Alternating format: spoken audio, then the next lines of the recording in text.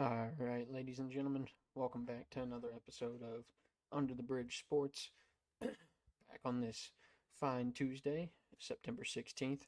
Uh, right around 9:45, we're getting started, and we got a packed show today. We're going over the All 32, which for y'all that don't know is my spin-off of the All 22, which is where I got to let the dust settle after a big NFL Sunday, get through the Monday night games, let everything sort of relax, work up in the old noggin, settle down, get my thoughts straight, and I go back through and recap all the games, all the teams, uh, pros, cons, good, bad, ugly, however you want to say it. So we'll be jumping into that. We'll jump into some college football talk with the new top 25, going over some of those rankings, and yeah, what we think, who got snubbed, who shouldn't be where they are, what I'd change. Go through that. Then we'll do the walk it, which is the recap to talk it. I know it's a little bit backwards, backwards as I like to say. Instead of walk it, talk it, it's talk it, then walk it. I'll make my predictions on Thursdays about the weekend, regarding whatever sports are going on, whatever events, NFL, college football, soccer, golf, NBA, NHL when those come around, racing, whatever it may be. Um, I'll rip some takes, and then the following week, once it all gets figured out, then I'll have to face the consequences and face the results, and we'll go through it, think our thoughts, and go from there. After that, we got a good old another lost and found. Um, New sport, new guy today. Dive into that. And always we gotta dive down into the bet bunker, lock in a little bit, do a couple things there, and then we'll wrap up the show and be back Thursday. So we'll go ahead and jump right into it. The all 32. We're going to start with Thursday night football. The Green Bay Packers at home against the Washington Commanders. Packers get it done 27 to 18. They moved to 2-0. Commies moved to 1-1. Apologies. Packers look great. They look like they're going to be a force to reckon with this season. Jordan Love, pretty solid. Almost 300 yards, 2 TDs, 19 for 31. Not bad. Josh Jacobs did all right. Not a huge yards average, but still 23 carries, 84 yards, and a tud. He looks fine. Tucker Kraft was absolute stud. Thursday night, 6 receptions, 124 yards, and a tud. Their defense looks good. They got quite a few guys over there making plays on defense. I mean, besides Parsons, you got Quay Walker, you got Cooper, Bullard, McKinney, Van Ness, Gary. You got a couple guys. Yeah, they look like they're going to be one of the teams to reckon with in the NFC. It'll be very interesting to see them in the Lions. I still think the Lions will turn it around. We'll get to that, I know. But yeah, I think they're probably going to be the team to knock off in the NFC North. And we'll see. We will see. Yeah.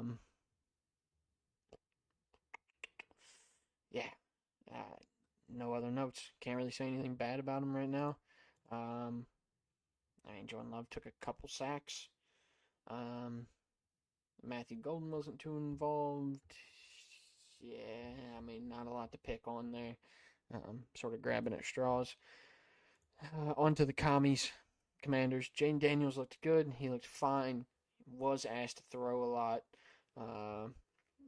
Much more than he should be, in my opinion. Yeah, took a couple sacks. Four sacks, 21 yards there. Didn't really have his wheels on him either. 7 carries for 17 yards. Running from Micah Parsons in this defense. It's understandable. He's still young, still got a few things to learn. So does this whole Washington team. Didn't get it done. Austin Eckler getting hurt is tough, especially after you just got rid of B-Rob. Really probably wish they could have a good old time machine and go back in time and fix that. That's a tough scene. I mean, Ertz looked fine, McLaurin looked fine, Debo looked fine. Look, McCaffrey involved a little bit. I think they'll still be all right. They'll be able to contend, and won't be too worried about that. I'm trying to think. I mean, it looks like the Eagles still the kings of the NFC East. Will they finally break that trend of nobody winning that thing back to back? Maybe, maybe. Um,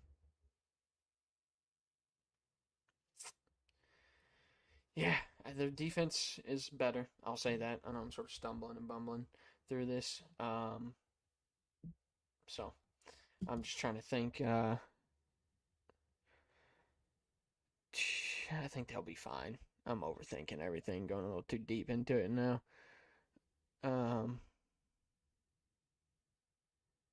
yeah, commies will be fine. Defense looked a lot better. Last year they would have given up 35, 40 here probably. Would have got gashed by Jacobs a lot more, I feel like. So that's a positive. I mean, still lost by 9, but didn't give up 30 to probably one of the better teams they'll face all season, if not the best. Hey, take it. That's on the road in that environment against that team. Can't kick you too much for that. Packers are good. Packers are good.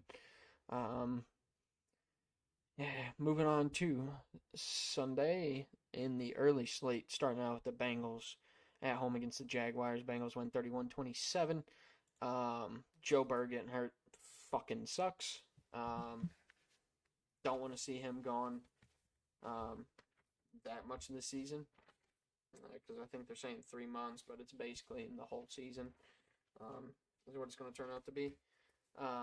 Jake Browning, I think, will be fine. I know he came in and threw 3 interceptions, but you got to imagine that guy was never planning on playing, being behind Joe Burrow. So, and he still came in and did all right. Got the team dub, got it done. Their offense looked a little clunky in the beginning, and it looked like they ironed it out somewhat. Jamar's still a fucking beast.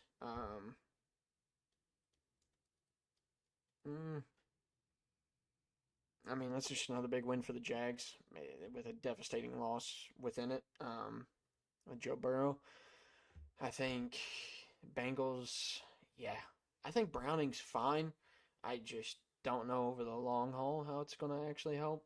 You still have Jamar. Yeah, it'll just sort of be how the team reacts if they respond. Being 2-0, you have to imagine. I mean, I don't think they give up anyways. They're fucking professional athletes, so they get paid for this. They care. If they didn't care, they wouldn't have made it this far into their careers. So starting out 2-0, they really want to play for something. I think Browning can get settled in and acquainted and be all right enough. Maybe sniff playoffs. I mean, it's a hell of a division to go through, but looking around the rest of them besides the Ravens, I don't know. But yeah, Bengals defense, not really. I mean, they got 2 interceptions on Trevor Lawrence. Can you blame Trevor 100% for both of those? Up to debate. Didn't really sack him that much either, but maybe a little bit better. Couple of good passes defended. I saw. They got a little bit of pressure on Lawrence. They did get a little bit on him, but they didn't sack him, which is fair. I guess Lawrence is a little shifty. But yeah, we'll see how the Bengals go. I mean, they got 2 tough. Well, maybe not tough anymore. On the road against Carson Wentz, upcoming. On the road against the Broncos, that might be tough. At home against the Lions. On the road against Green Bay. And then you're into the Steelers. If they can somehow walk away 2-2 through this stretch with Jake fucking Browning, That might be a little frisky. Might be a little frisky. Sneak into the wild card and piss somebody off.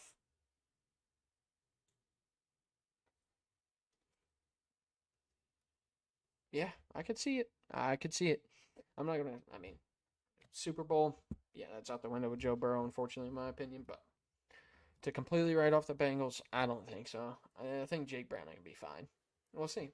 Give him a week or two here, and then we can really judge, especially with the rest of their offense and defense. So we'll have a pretty damn good idea. Moving on to the Jags. Trevor Lawrence had to throw the ball a lot. Brian Thomas did not help him out whatsoever. Um, Getting his little arms back to his chest. He didn't really want to keep him out there, and he didn't really want to take contact for some reason. Don't know if he's banged up and he was just trying to preserve himself or what's going on there. Trevor Lawrence shrugging off Cohen was a little weird. But not gonna dig too deep into it. They still looked fine. Probably a game you're gonna look at and be like, we should have won that. Shoulda, coulda, woulda. Um, ATN looked fine again. Tutton, however you say his name. I think it's Tutton. Um, Looking pretty good. Pretty surprised with him. Yeah, but Travis Hunter, I feel like they're really playing him a lot of slants and short crossing bullshit. They might want to let him go a little bit more. But maybe they're just trying to slowly work him in, get his confidence up, get those catches, get those reps, and I get that. Um, Brian Thomas has got to be better. Brenton Strange is all right. De'Ami Brown still looks pretty good. I mean, they got the offense. Defense is going to have to sharpen up a little bit, but I feel like they got good enough guys on defense to be okay. Um, if that offense can really get clicking. Um, they they got the Texans next at home, on the road against the 49ers, at home against the Chiefs, Seahawks, Rams. I mean, you got 4 out of the 5 are home games, and they're not against the worst opponents. Chiefs, that's probably right when the Chiefs are going to be gearing up. We'll get to that. But Texans, that offensive line with the Texans and some of the other things, I don't know. It could be division game at home. That'd be a big win. They sort of need that one. That might be a must win right there. On the road against San Francisco, they're pretty banged up. Should be able to get it done. And then Kansas City, yeah, Kansas City might be getting into Chiefs mode. So you drop that one, but Seahawks get past Sammy D, possibly. I mean, you could go 3-2 through this stretch, and then you're sitting at what? 4-3. I don't know. You might have to win. Might have to win the one road game, and then you got to win all but one home. But then you got Raiders, Texans, Chargers, Cards, Titans, Colts, Jets. I mean, they got an easy schedule. Jags should be fine. They should be in the playoffs. We'll have to see what kind of performance they can really put up, but they got a chance. Moving on to the next game, we got Cowboys and the Giants. A little overtime thriller here. Damn fun game to watch. Enjoyed it all. Dak Prescott and Russell Wilson just throwing that fucking thing. Scatterboom, looking good. Let me start with the Cowboys here. Let's do this properly in an order. Yeah, Dak throwing that thing through 52 times for 361, 2 TDs and interception. Javonte Williams looked good again. 97 yards, a touchdown on 18 carries. CeeDee Lamb looking like CeeDee Lamb. Defense didn't look great. That's for sure. They sort of got cooked. Trayvon Diggs was getting roasted quite a bit too, in my opinion. Pickens looked fine. Your offense looked fine. Can't really knock them. Dak had a couple sacks and an INT, but you can't really blame him for that. All of it. The fumble, but he recovered it too. Yeah, defense got cooked up a little bit by Russ, which was surprising to me. Um, I thought this was Dallas's game and Dallas's game the whole way. Um, but hey, credit to the Giants and Russ with his moon balls coming back. I think Dallas will be fine. They had to get that win at home. If they went 0-2, there'd be some real big questions, especially if the offense didn't show up. But that's hypothetical pixie dust fugazi bullshit. Whatever. Um, and yeah, I think that we'll. I am not a Cowboys fan. I do not know why I said that. Delete that from the record and rewind the tape. The Dallas Cowboys will be all right. Um,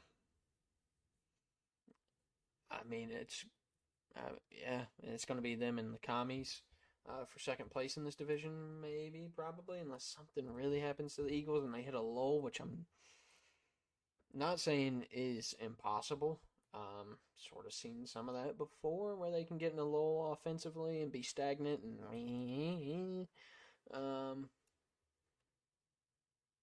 so I mean, yeah, they just got to hang around. Dallas should be able to hang around. They got the team too. That defense is a little suspect, obviously, from moving on from Parsons. Um, but yeah, I think they should be all right. And they should be playoff bound. Giants, hell of an effort. Russ looking like prime Russ again a little bit, which was fucking weird. 30 for 41, 450 yards, 3 TDs, interception. 3 sacks for about 30 yards, but 3 runs for 23. Scatabo, just angry man running. And just not shy away from contact, and he wants his face wherever the most contact's going to be and the hardest contact's going to be, he's putting his nose right into it, and I fucking love that. Don't know how long he'll be able to hold up longevity-wise in the league doing that, but oh, fuck yeah. I want to see that bull coming out of the chute, pissed off, mashing face. Nothing but respect for that. Malik Neighbors is still a fucking animal. Wan'Dale Robinson did pretty damn good too. He caught a couple deep balls. Darius Slayton had a deep ball. The run game not crazy good. Receivers were fine, obviously, with Russ throwing for 450. Yeah, I mean, it's a Malik show. Do they keep sticking with Russ? Some of the injuries and some of the stuff going on, I wouldn't be surprised if Jameis got moved from the Giants at some point here. I'd love to see Jameis be on a team he can actually play for. I just like watching Jameis. I like listening to him talk. All his little quips and his personality, the way he is. Just a funny guy to watch and have in the league. I think he'll get moved on. So how much longer do you have of Russ compared to Jackson Dart? They gave you a little sniff of Jackson Dart this weekend, a couple snaps. Unfortunately for the Giants, they don't have the easiest road left at home against Kansas City. Kansas City's 0-2. I think we can see the writing on the wall there for them. Then at home against the Chargers. Chargers looking pretty good. Might be a shootout there. Then at the Saints, at home against the Eagles, away against the Broncos, at home against the Eagles. I don't know when, where, what, how, why you would want to start Jackson Dart unless it's the Saints game solely and then get him out of there. But you don't want to toss him in against Kansas City. No reason to do that to him. When they're 0-2, they're going to be more pissed off, especially after just getting spanked by your division rival for the third straight time. Shouldn't say spanked. It wasn't a blowout or anything, but it's the third straight time the Eagles have taken care of business against Kansas City. Sort of got their number. And now you guys get to play him. Lucky you, Giants. Yeah, I wouldn't toss Jackson Dart in here. Chargers are good. They got a good defense. Wouldn't do that to him. Saints. I'm a Saints fan. I get it. Wouldn't be the worst spot to put him in. especially when you have to go Eagles at Denver at Philadelphia after that. Maybe just keep them on ice, not to put them in a game, then yank them and fuck with them a little bit. Um, I don't know when it really gets the perfect time to. Maybe after that, if San Francisco's still banged up, because then you have San Francisco Bears, but then Packers, Lions. Yeah, Jackson Dart. If he gets tossed in, it may not be the easiest situation. It may not be fucking pretty. But yeah, we'll see. Russ with that performance might have saved himself a couple more weeks. I would think so. Um, how many more weeks do I gotta put a number on it? Let's think.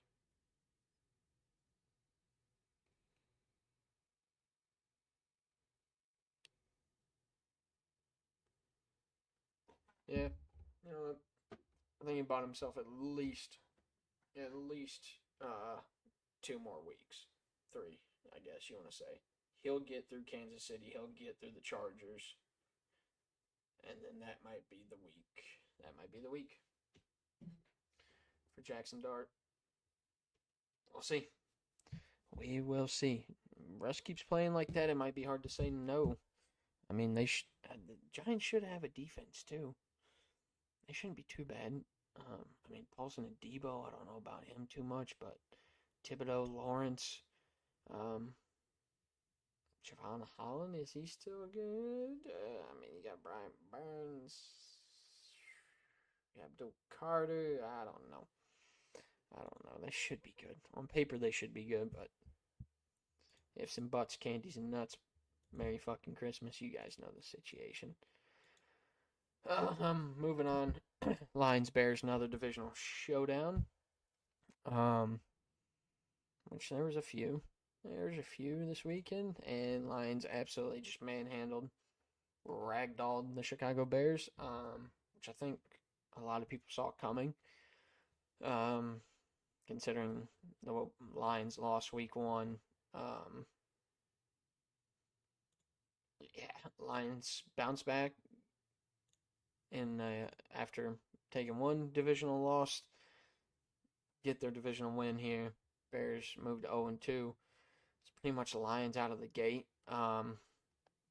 Bears are good for the first drive. All the scripted drives, they're good. Prime example of why every game you can never judge off the first drive. I don't care about the scripted plays. I don't care about the scripted drive. Don't care about none of that. Just because it'll make them look way too good. Set false expectations. Because I mean, touchdown out of Jameer right off the rip for the Lions, basically. Then Rome Odunze answers with a little, almost 30-yard bomb. But then the Lions answered twice right after that. Bears scored again, and it was all Lions after that. It was a fucking slaughter fest in the second half for the Lions.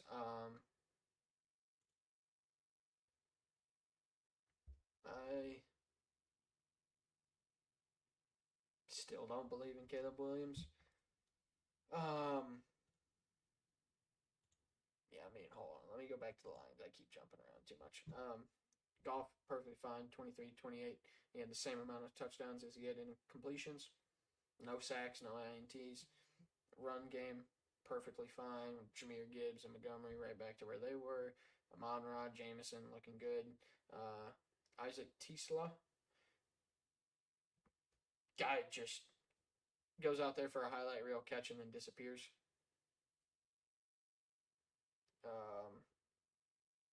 That's pretty sick. Not a bad gig. Yeah. Sam Laporta, a little quiet, but didn't need to do much, in all honesty. Everybody else got the job done. Yeah.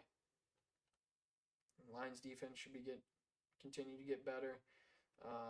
Aiden Hutchinson keep working his way back, getting back to normal, and he'll be an animal still. Which doesn't look too bad, anyways. Yeah, Lions should be fine. Them and the Packers. Them already losing to the Packers obviously puts them behind the 8 ball a little bit, but that's Dan Campbell's favorite shit. being behind the eight ball, having a chip on his shoulder, being doubted just a little bit. And I think that fits Detroit perfectly. I have no complaints about that. Um, yeah, I think they'll be all right. I think they'll be number 2 in the division, especially with McCarthy getting hurt now. Even more questions there. I don't believe in Wentz. We'll get to that. And yeah, moving on to the Bears. Caleb, 19 for 30, 207 yards, 2 TDs, 1 interception, 4 sacks. Ran the ball a little bit, hit some decent throws, didn't hit some decent throws. DJ Moore was a little quiet. Rome Odunze had a big day, 2 TDs, 128 yards. Respect that. Rome is good.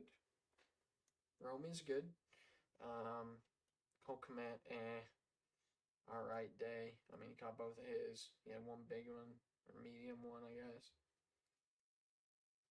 Run game was all right. DeAndre Swift looking a little bit better. He's looking like he has a little bit of his old self back, I would say. Yeah, I don't know. Moningai, however you say his name, the rookie for them.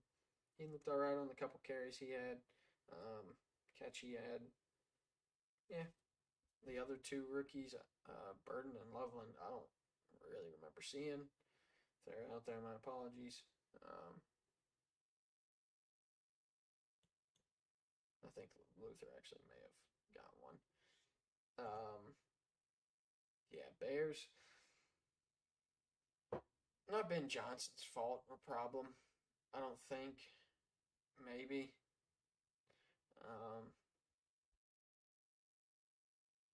But I don't think so.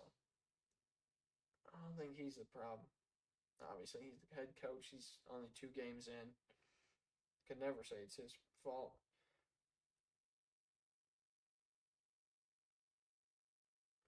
I mean, I don't know.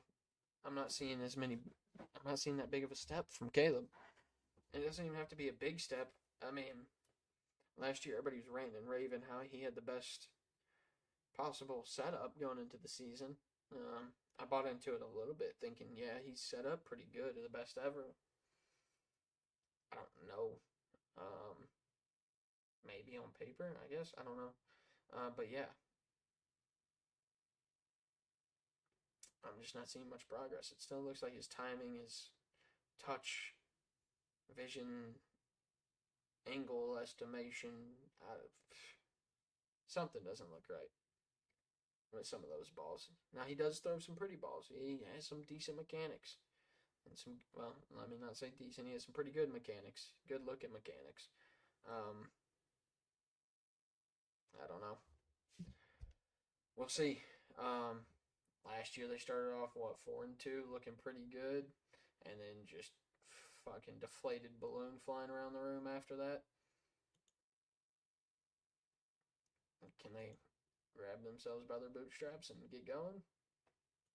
Mm-hmm.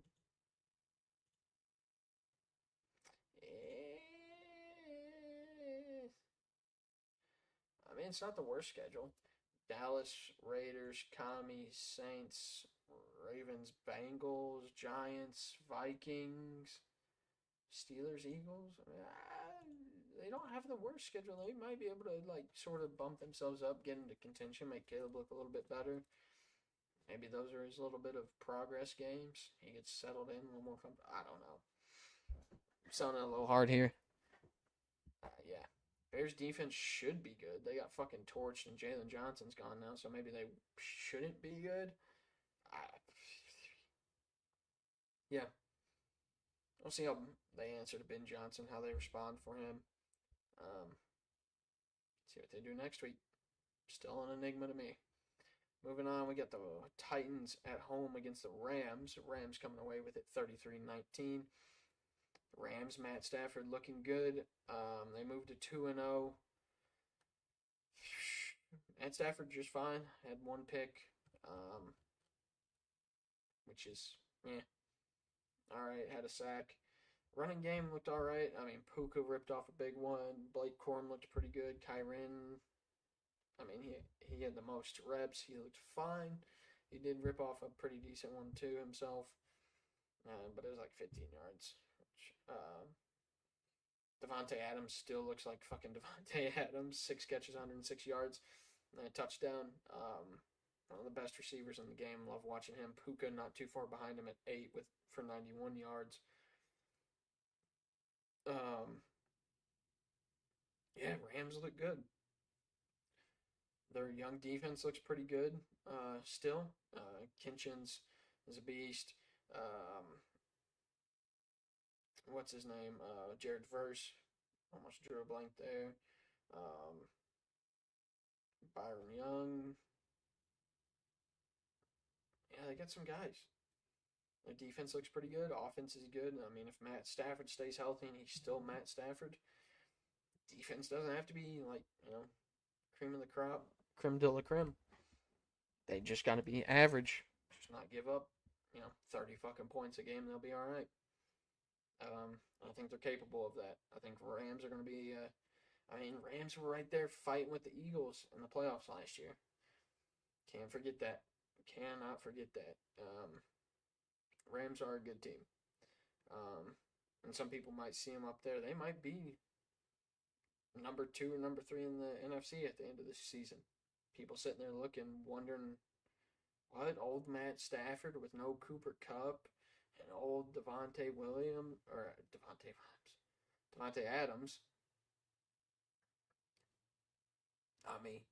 Won't surprise me a bit. They got the weapons on offense. You got Matt Stafford. You have a half-assed defense. You'll be all right. So they start 2-0. Good win here. Their schedule coming up is okay. It's sort of bookended by 2 teams. These next 4 on the road against the Eagles. That'll be a good test. A good rematch from last year's playoff. And then at home against the Colts, at home against the 49ers, then on the road to the Ravens. And then it's Jags, Saints, 49ers, Seahawks. Yeah. So, they got Eagles here and Ravens at the other end of the 4 games they're looking at. But the 2 in the middle should be winnable for them. McVay and Shanahan, that might just be a weird game. But they're at home, so I'd still lean towards them. I think Rams are going to be fine. I think they're going to be able to win a lot of games. Definitely that Ravens-Eagles game is going to be a test for them. They play the Lions a lot later into the season, too, so that'll be a good shot, too, to see how it's really matching up. But would not be surprised if they're number 2 or 3 seed at the end of this whole thing in the NFC. Wouldn't one bit. I think they win the division, especially San Francisco's banged up. San Francisco's banged up. Whatchamacallit? Cardinals.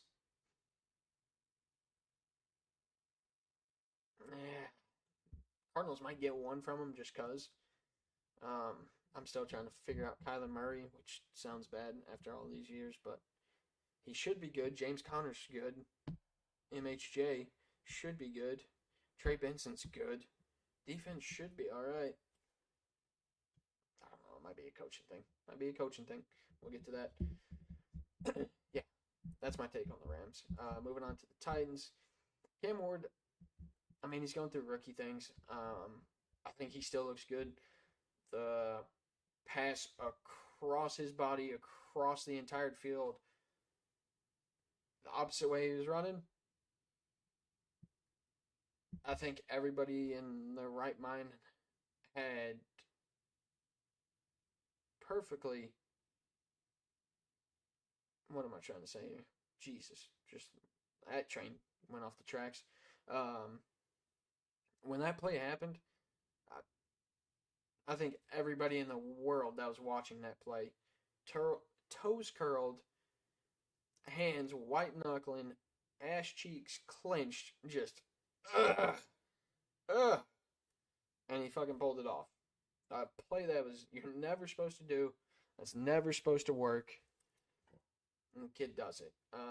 He took some sacks, holding on to the ball a little too much, getting some pressure from the Rams, understandable, but touchdown, no interception.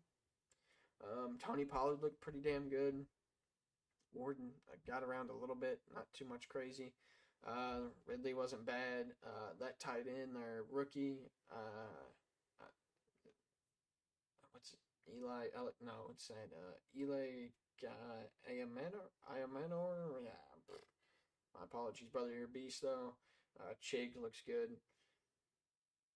Tyler Lockett getting a little bit, but not a lot.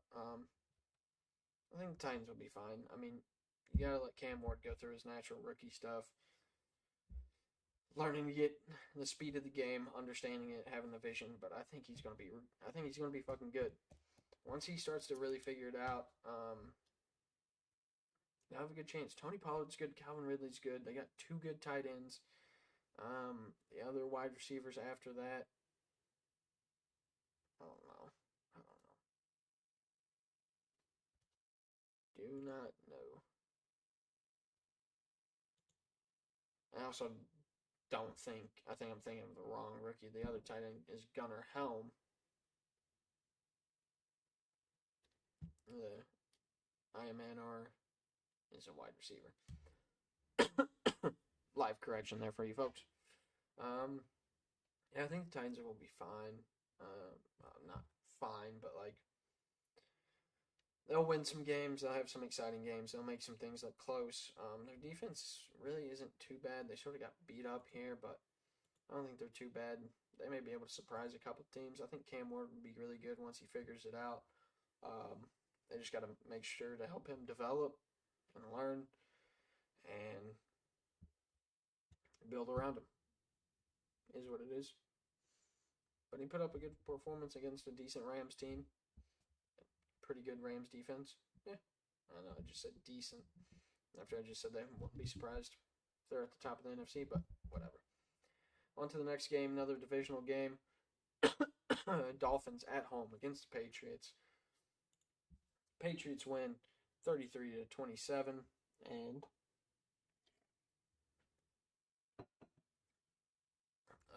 Patriots look good. Definitely a little bit of a crazy game at the end. The punt return by Miami, then the kick return by the Pats. That shit was electric to watch. Definitely a roller coaster of emotions there. Watching that, but that's why we love this game. Drake May looked all right. Didn't have to throw the ball too much, which is good. Don't need him, throwing that thing 30, 40, 50 times a game. 19 for 23, 230 yards, 2 TDs, efficient. Took a couple sacks. Ramondre Stevenson looked okay. Drake May scrambled around a little bit. Trayvon Henderson and Antonio Gibson, yeah. Ramondre did catch a lot of fucking passes, though. I guess not a lot, but a lot for a running back, and he backed it up with the yards. Stephon Diggs a little bit quiet. I know he's still working back from some stuff, so not gonna completely jump on him, but he needs to get up to speed. Yeah, I mean, it was really Ramondre was their biggest one. Diggs and Hooper after that. Couple others from the other guys, Butte, Henry, Hollins. Yeah, Patriots looked fine. Defense has a couple things to work on.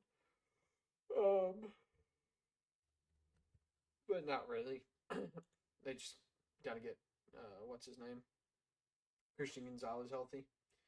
They got the other guys to do everything else. Patriots will be good. They should be sniffing around for a wild card spot. As long as Drake May continues to show what he's shown right there and taking his steps, progressing, being comfortable, should be all right.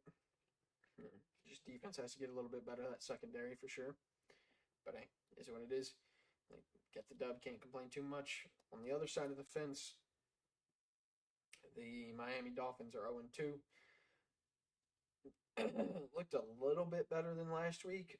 Came out and looked like they're gonna, sort of right their wrongs. But Tua was looking fine, but still had an interception, a few sacks. Run game wasn't too crazy good. Relied on the passing a lot. which Tua did go 26 for 32, 315. Not the worst. But interception, 5 sacks. So, but Tyreek looked good. He caught a long ball finally. Wasn't sure if that would happen again for him after all this time. Sounds crazy, but I can't even remember how long it was since Tyreek caught like a ball over 30 yards, something like that. Achan got a lot of work as a wide receiver instead of a running back. Waddle looked fine. They looked a little bit better. Their defense didn't look great, and if they don't figure it out soon, McDaniel could very well be gone. And I think I know it's mid-season, and week 5 would be crazy. But if they lose these next two, it wouldn't surprise me. On the road against Buffalo and at home against the Jets. If you lose both of those and you're 0-4 going on the road to Carolina to play the Panthers, I don't know if McDaniel's on that fucking trip. I mean, losing to Buffalo on the road at Buffalo in a primetime game, yeah, okay. After what we've seen out of you, yeah, probably understandable. That's fair. Losing to the Jets at home. No bueno. I think even if they beat the Jets and lose to the Panthers the next week, might be gone. They don't have the best schedule either. I mean, yeah, there's bad vibes around the Dolphins. I've been saying it all season. I think Mike McDaniel could very well get the boot pretty early into the season, but we'll see. I mean, if they're fighting like that, I don't know. Maybe not. If they're in the fight looking like they might do something, I don't know. I think it's them and Jets at the bottom. I think it's Bills, Patriots, Dolphins, Jets. But and maybe it could be the other Dolphins, Jets could honestly be a toss up. Um, Justin Fields looks like he did in week 1. You know, doesn't have to do it every week, but a good amount of the weeks going forward. And the Dolphins continue to do some of the stuff they're doing. Dolphins could be in dead ass last, but I don't know. All right, moving on to the next game. We got the Saints at home against the 49ers. 49ers win 26-21. 49ers move 2-0. Saints move to 0-2. Mac Jones didn't look bad. 26 for 39, 279 yards and 3 TDs. McCaffrey looked all right. Only 55 yards rushing, but you can sort of pass on whatchamacallit. New Orleans, he had 52 receiving yards, so he still had 100 yards one way or another. Brian Robinson looked good. Juwan Jennings looked good. Ricky Pearsall. They looked fine. Their defense looked all right, too. Fred Warner, Bosa looked fine. Bosa had a sack. Fred Warner was making some plays. Yeah, 49ers looked fine. They're 2-0. I know you're missing Brock Purdy. Don't have a terribly scary schedule ahead. So might be all right. And make a run at something. It just depends on Purdy and Kittle diddle. But yeah, good road win against the Saints. Yeah, they were able to close it out. Moving on to the Saints, my team. Start off with Spencer Rattler. I like the kid. I'm going to continue to back him up. He looked good again this week, in my opinion. Um, I mean, he's still green, still got some things to work on, but he still had to throw the ball a lot more than I think he should have to. But 25 for 34, 207, 3 TDs, ran the ball a little bit. I mean, he had a couple sacks. Kamara looked fine. For a little bit there, I was concerned about Chris Olave and Spencer Rattler, but they looked like they figured it out eventually. Um, Olave concerns me just a tad bit. I mean, not only does he have the history, the injury history, but I don't know. And maybe it's just because I look at all these other Ohio State wide receivers in the NFL, and a lot of them are just absolute dogs, just demons. But yeah, I mean, Chris Olave ended up looking fine in the beginning. He did have a drop touchdown, which sucked.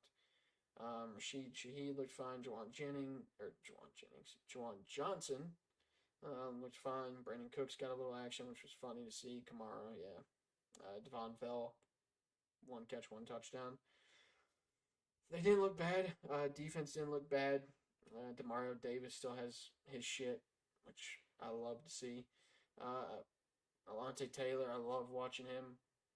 Probably one of my favorite young players. He's just a hell of a player in my opinion. Granderson looking good. Pete Warner looking all right. I think they got to change how they use him just a tad bit because I think that kid could be insanely good. Justin Reed, fine. Cameron Jordan, peace, love, respect to you, brother. Still out there doing your thing too. Kool-Aid McKinstry. I think Danny Stutzman needs to get started too.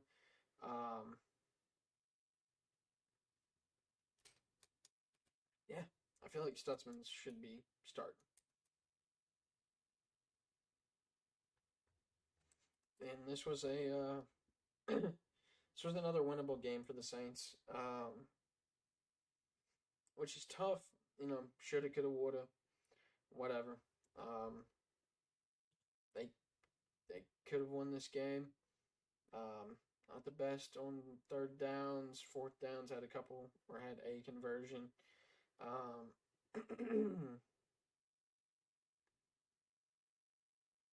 yeah, I mean, didn't really do too bad. Tough pill to swallow to be 0-2. Another game, you're at home. I saw a lot of 49ers fans in the Superdome, which I did not like. Just because that place is one of the best home atmospheres in the entire world when it's at its peak. And maybe its peak's gone with Drew Brees and everything, but I don't think so. Uh, that place is incredible when you have all those beautiful, beautiful people of New Orleans in there getting loud, going crazy for that team. To see as many 49er fans in there, and it be like one of those Las Vegas games where it's just sort of there for the. I don't want, that's not what I want New Orleans to turn into. I don't want New Orleans to be that, oh yeah, it's the destination. You can go there, enjoy yourself, party, just like Las Vegas, and then go watch your football team on a Sunday too before you head out. No, I don't want that. I don't want it to be New Orleans with the Las Vegas and the Miami, the way Miami's trending. Las Vegas might be trending up though. I ain't shooting shots, but I just don't want to turn into some bullshit like that. Um, city's different. It ain't that shit. Um, but yeah, I think we got to take our licks. Kellen Moore, as a coach, just got to take your growing pains. Spencer Rattler, I don't hold anything last year accountable to him. Everybody can say 0-7, 0-8, whatever it is now, and his starts. Fuck off. These two are the only two I'm counting. I've liked what I've seen out of the kid. Him and Kellen Moore, the rest of this team. You got to learn how to win. You got to take your legs, learn how to win, go through the growing pains, build together, connect as a team, and it'll be all right. I think they are connecting as a team. Saw 49ers try to take a shot at Spencer Rattler, hit him late. Boys came and surrounded him. Fuck right. Fuck right. When you want your lineman, run it over to the quarterback immediately, getting up in their face. That's the type of rally I like to see. That means they're buying into Kellen Moore. I think we'll be all right. Last year we started 2-0, lit the world on fire, and then it was from there, which didn't surprise me one bit because I knew who we had at quarterback and the coach we had. Yeah, I think we'll be all right. I think we'll be all right. Go through the growing pains this year. Um, Maybe see Tyler Show get his start. I want them to stick with Spencer, keep going. I mean, maybe not the two easiest games coming up on the road against Seattle and on the road against the Bills is what it is. But after that, there's some winnable games off the back. I don't think we do anything crazy this year. Maybe win a game or two more than some people thought, and look better than play some teams harder than people thought. But yeah, stick with Spencer Rattler, get Stutzman to start, change the way you use Pete Warner a little bit, and that defense will be good. Demario Davis still has it. Cam Jordan, love him to death. Want to see him keep working out there. I think they'll be all right. I think they'll be all right. I mean, I'm not saying anything else crazy, but yeah, I'm a believer. I'm like what I'm seeing so far on the Saints team. I think they'll build, they'll grow. They do need to get Cesar Ruiz the fuck out of there. Last note on that one. Yeah, that's my take on the Saints. Play some teams good and hard, be a little frisky, have a little fight, a little edge, a little grit to us. And that's what I want to see in a team. That's the only culture I want to see them build. So that way, Loomis and whoever else up there in the fucking velvet boxes don't completely dismantle this culture and this beautiful team and city and the fans behind it. Yeah, I'm going to stay positive, baby. I'm going to stay positive. Moving on to the next game, Bills versus the Jets. Jets at home against the Bills. Bills win 30-10. Bills move to 2-0. Jets move to 0-2. Bills taking care of business. Come out right out of the gates, get up 20-3. They're up 20-0. Gave up a field goal a few minutes before half, and then they poured it on a little bit more in the second half and put it on cruise control. Tyler Taylor threw a pass to make it look a little bit better, 20 instead of 27 points. Bills still look like a juggernaut. I do have bias towards the Bills. If you've listened or watched some of my stuff before, living in central New York, growing up around a lot of Bills fans that have had nothing but pain and suffering, going through those fucking winters up there. Yeah, I wouldn't wish that pain on a whole lot of people. And I want to see the Bills be good. I've always loved Josh Allen, thought he was a great player, great guy. Want to see him bring a lot of happiness to that city. And yeah, I think him, James Cook, Shakir, Coleman, Kincaid, Knox, all them boys are good. Defense good too. I mean, they didn't, even without Ed Oliver, one of their biggest pieces, still gave up 10 points after the Jets looked like they were unstoppable last weekend. But yeah, boys just didn't look too good on the Jets side. Bills, I'm not even worried about. They're going to win this division. They'll be, should be the 1 seed for the AFC, I'll say. Get home field advantage and see if they can't make a good run this year. Get over some of that pain and suffering. But yeah, took care of business. Jets, Justin Fields turned into running back a little bit again. Got a concussion. Tyrod Taylor came in. He looked all right. The game was sort of over and just put away. No real motivation. Breece Hall didn't look too good. Braylon Allen was all right. He only had like 2 carries, though. Garrett Wilson, And after that, that was sort of it. Besides Garrett Wilson, nobody else really caught the ball. Maybe him and Breece. That was it. Jets, I don't know. I thought their defense would be pretty good. I thought this offense would be fine enough to where they could compete a little bit and do something. And yeah, it's going to be another late season, Jets fans. I'm sorry to tell you. Another long one. I think most of y'all knew that, knowing Justin Fields probably wouldn't be the answer, but I think Aaron Glenn will build a good culture. You guys will build something. May not may not do anything crazy this year, just like the Saints, but show some fight, some grit, build a good culture. Hey, you need it. You need it. Got to build something good over there. Start fucking making something good. Moving on to the next game, we got Steelers at home against the Seahawks. Seahawks win 31-17. Both teams moved to 1-1. A-Rod sort of looking back like his old self now. Let me back up. Winning team first. Sam Darnold looking good. Did have 2 interceptions, but still overall pretty good. Got the job done. Kenny Walker looked great. JSN looking fine. Defense looked pretty good, pretty solid, like they should be. I mean, the Seahawks are going to be an enigma just because you have Sam Darnold, who, I mean, hasn't looked totally awful. The picks, yeah.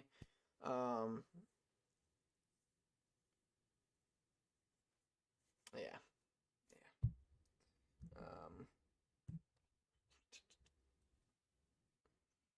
I mean, that division's looking crazy right now. Because it might just be the Rams, but the Cardinals, you can't sleep on the Cardinals either. I don't know. Yeah, it's going to be a Sam Darnold thing. I think their defense is good enough where he won't have to be crazy every week, but can he show up when they need him? That's a big question. I think the run game is going to be fine with Walker and Charbonnet per usual. They got the receivers. Cup look good as well with JSN. A couple of younger guys, other guys as well getting involved. Seahawks should be fine. They could push for a wild card. It's just, is it going to be them, Rams, Cardinals? I'm going to lean. It's probably going to be more of a toss up between them and the Cards, whoever dips off first, and just deflates and falls out of the sky. No pun intended with the Birds teams. Yeah, but good win. Big win on the road. Get your first win. Play the Saints next week. Then you play the Cardinals. So you win these next 2 weeks and you go play the Bucks. You might be looking at something a little crazy there. But be careful. Saints could sneak up on you and get you, and the Cardinals could too. Be careful. Darnold's got to be half-ass decent through both of those, I'm going to think. Just both defenses and the way they play. Steelers, Aaron Rodgers sort of turned back to a pumpkin after the first week of looking pretty good. 18 for 33, 203, a touchdown, and 2 interceptions. A couple sacks as well. Didn't look too good. The run game didn't look great.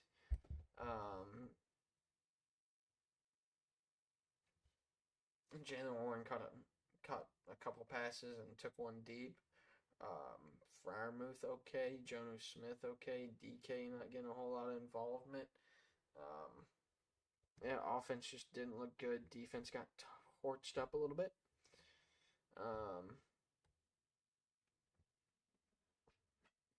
Yeah, I think the game really flipped on its head when Caleb Johnson boofed that fucking kick, landing in the landing zone, not touching it. That sort of flipped the game on its head, and it sort of seemed like the Steelers died out from right there. They were looking all right, seemed fine. Still a couple bumps and hiccups, but it's early season. What can you do? And yeah, I think that was the turning point in the game. Seahawks marched on, got it done.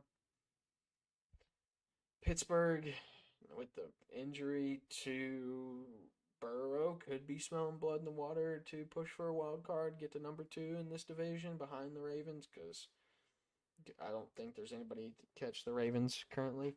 Or it could just be I mean, I assume I don't know. Jake Browning's good. We talked about that. Jake Browning is pretty damn good. You let him get settled in, he should be all right. We'll see with these next 2 weeks, but hey, it's my thoughts. Steelers have a chance. Both these teams have a chance to be wild cards in their respective conferences. Um, it it comes down to both the quarterbacks. Can Aaron Rodgers stay healthy, upright, and somewhat old Aaron Rodgers, and can Sam Darnold continue to do some of the stuff he did last year and look the way he did last year? We will see. But I think they both have a good shot at being a wild card team.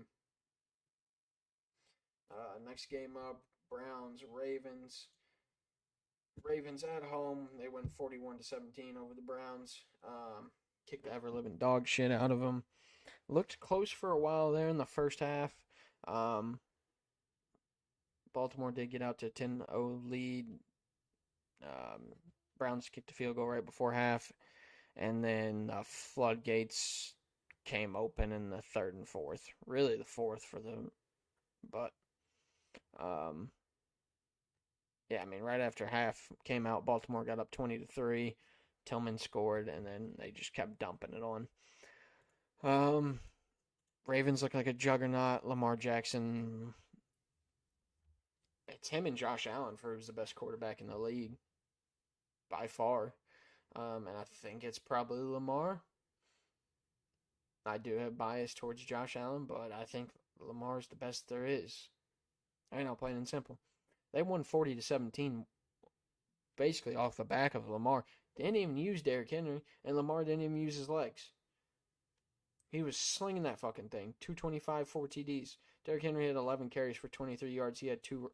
Lamar himself had 2 carries for 13 yards.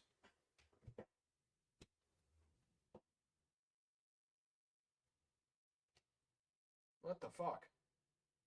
That doesn't scare the shit out of you? If you if you're in that division, if you're in that conference, I know they've had some woes in the playoffs, and we saw last week they can have some meltdowns to really let some games slip away from them. But the fact they can answer and they didn't even run the ball for over 50 yards between the whole team. That's Derrick Henry, Lamar Jackson, Justice Hill, Zay Flowers, and Mark Andrews. Old ass Mark Andrews picking up 2 rushing yards there, and they didn't get over 50 and they put up 41. That should scare the shit out of a lot of you. That's all I'm saying. I think it's going to be them and the Bills in a fucking boat race this year for the AFC. Yeah, impressive performance. Defense looks good. They didn't have to use their running game. I've said what I said about the Ravens. Browns, Flacco didn't look too bad. He had to throw the ball a shit ton, threw an interception.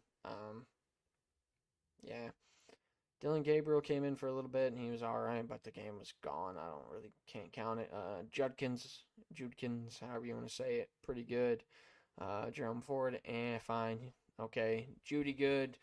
This Fannin Jr. kid's pretty good. Njoku still looking like Njoku. Yeah, Soldier Tillman had a touchdown. Yeah. I mean, Browns aren't too bad. Yeah, you just met the Ravens coming off a bad loss to the Bills in primetime. They had a little piss and vinegar, a little anger to them.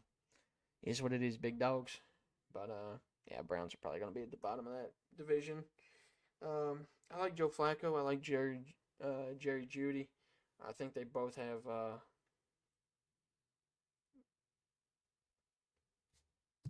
yeah, I don't know. I mean, Browns could sneak around and do some stuff, but I'm just not sure.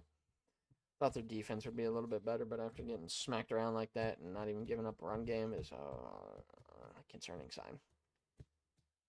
Let's see. Get some water. Throat mouth getting a little dry. My apologies, folks.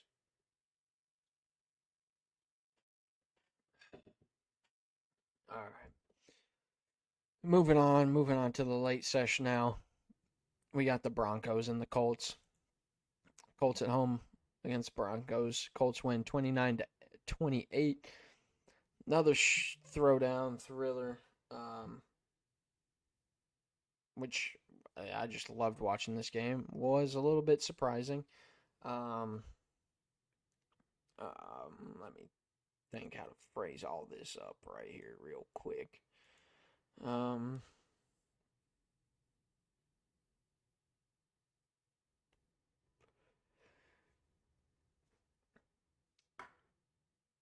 I'm not sold on Daniel Jones and the Colts through these first 2 weeks. And I'll tell you why.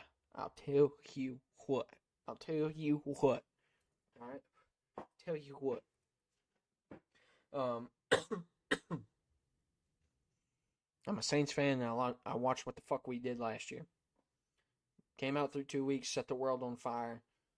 Everybody talking Derek Carr revival, Dennis Allen, and then. So I'm not sold yet.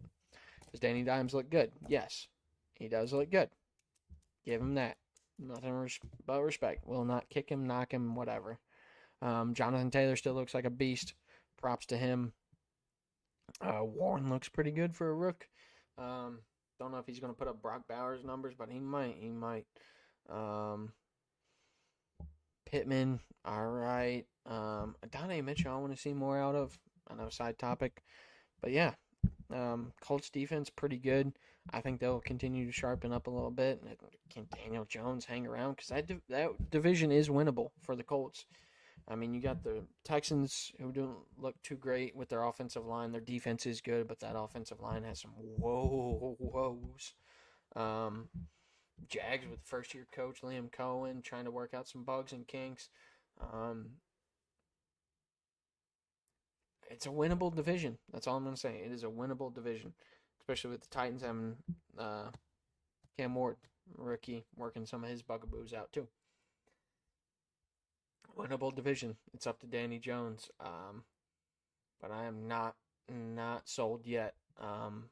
Denver's defense is concerning to me. I thought they would be a lot better. I think they do get it figured out.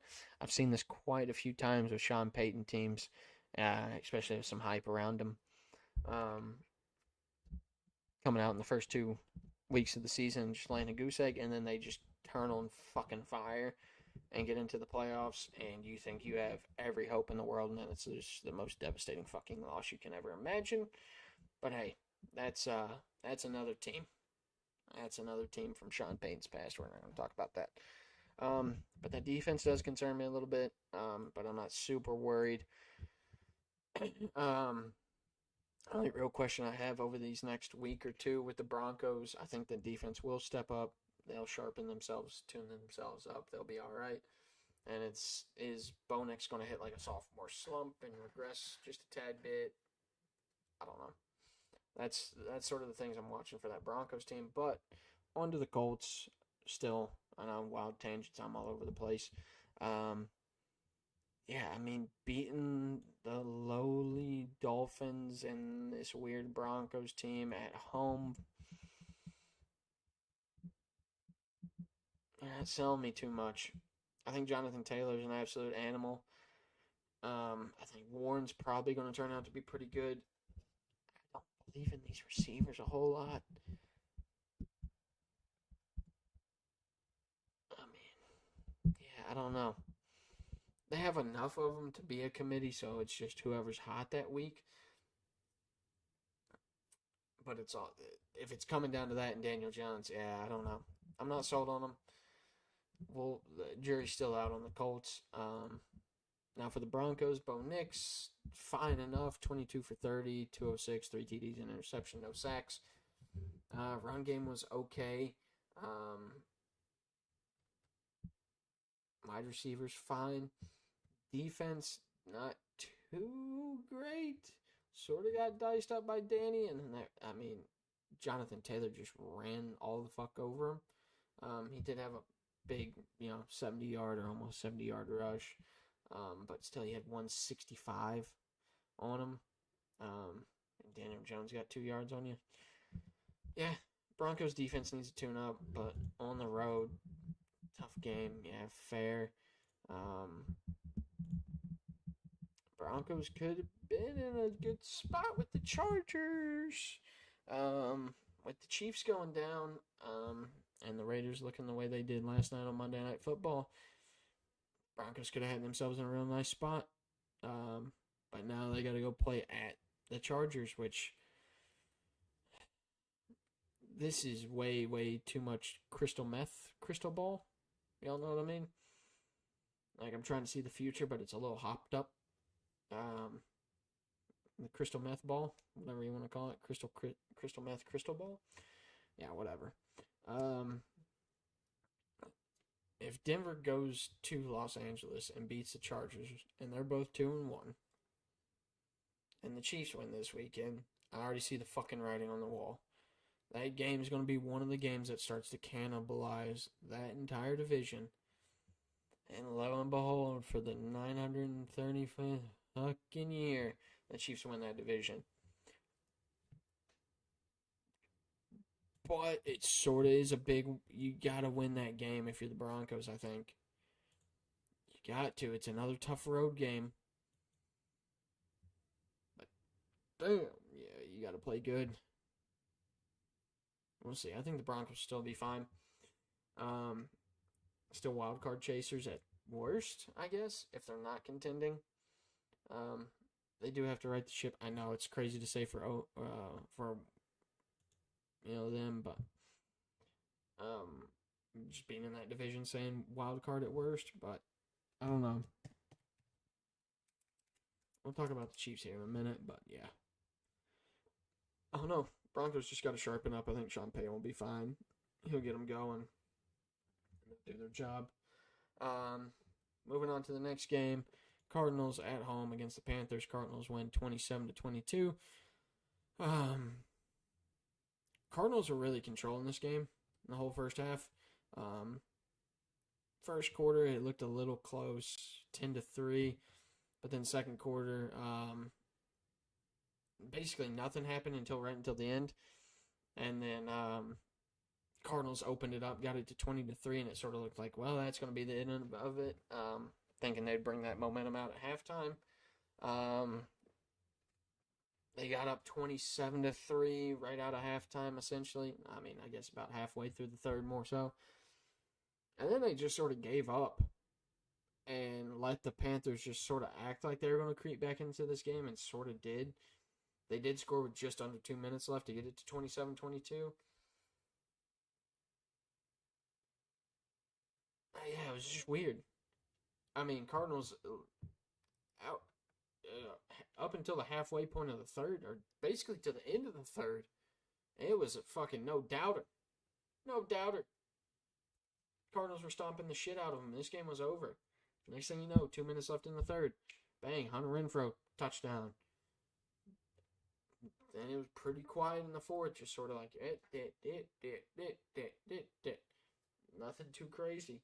Boom, Chuba Hubbard catches a pass, scores a touchdown. Well, now it's only 12 with 5 minutes left. That's a little sketchy. And just under the 2 minute mark, Hunter Renfrow, another touchdown, 27-22. And then you're like, what in the world? So that does concern me about the Cardinals and their defense and just sort of how that all played out, giving up like that a little bit. Kyler looked fine. 17 for 25, 220, a touchdown, and interception. Pretty typical Kyler line. 32 rushing yards. James Conner silenced a little bit. 11 carries for 34 yards and a touchdown, which sort of surprised me. I thought he was going to have a game. Benson, and pretty quiet. McBride did fine. Marvin Harrison Jr., okay, not really. Needs to step up and really get it going. Show some of the stuff that some of his comrades, companions, peers from Ohio State have shown. Not calling him out too much. Benson did catch a couple passes. And they looked great until right there towards the end of the third and then the end of the fourth. So yeah, maybe they just gave up and checked out and sort of snuck up on them and got on their heels a little bit. I don't know. They got a winnable division too. They're 2-0. That's the start they need. Do I think they're better than the Rams? No. I think they're better than the 49ers when healthy? No. But 49ers aren't healthy. And they beat the Rams. Who knows? They give the Rams in one of these division games. Who knows? Panthers, Bryce looked a little bit better. Him having to throw the ball 55 times is absolutely fucking insane, but I get it. They're just down, and might as well let him get the practice reps. The game was reps, but then he clawed back into the damn thing, so it's, I don't know. 35 for 55, 328, 3 TDs, and on INT and 3 sacks. Not too bad. Chuba was silenced pretty well. Their running game really didn't exist, but they're also sort of down through the gates, so it didn't matter. McMillan, 6 catches for 100 yards, looked pretty good. Hunter Renfrow, back on the scene, doing Hunter Renfrow stuff. That was pretty good. Chuba catching some balls. Xavier Legette, pretty rough game. 8 targets, 1 reception, -2 yards. I sort of want to buy into this Xavier Legette hype and everything, but I don't know.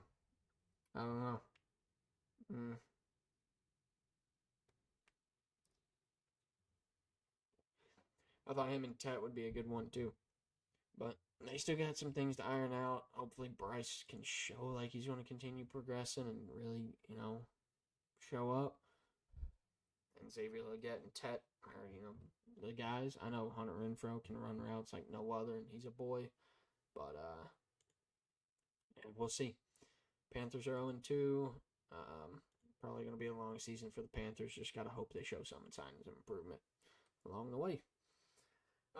Moving on to the crown jewel of the afternoon slate, the Chiefs at home against the Eagles. Eagles win 20-17. They moved to 2-0. Chiefs moved to 0-2. It was a good game. Eagles defense looked a lot better. Didn't get torched. I was concerned about their secondary a little bit, but they looked a lot better. Jalen Hurts didn't have to do a lot. 15 for 22, 101 yards. Took 2 sacks, but that's just him. I'm trying to run around and do Jalen stuff sometimes. Saquon was fine. Devontae Smith, pretty good. Smitty, fine. Brown had some catches, but not a lot of yards. Didn't have a whole lot of passing. It was just sort of a rock fight of a game. Missed field goal by Kansas City. Turned out it bit them. Just a lot of back and forth, punts, bullshit. Eagles get the job done. They don't have to win the game fancy or pretty. Tush push here and there, big throw here and there. Bada bing, bada boom. Let Saquon does what he needs to, and they're fine. Their defense looked a lot better. Like I said, that secondary concerned me, but they looked pretty good. Can't complain. Moving on to the Chiefs, Petty did not look good whatsoever, in my opinion. 16 for 29, 187, 1 TD, 1 INT, 2 sacks. Him having to be the leading rusher as well is not good. If he gets hurt because he's running, and then it's just not going to be pretty. Pacheco or Hunt really got to step up and make that run game, but I can't fully blame them because that O-line is brutal, which is not helping Patty whatsoever. Kelsey was still there for him. Thornton caught a couple passes. He got the one bomb. Hollywood Brown got it, a couple catches, not a ton of yards.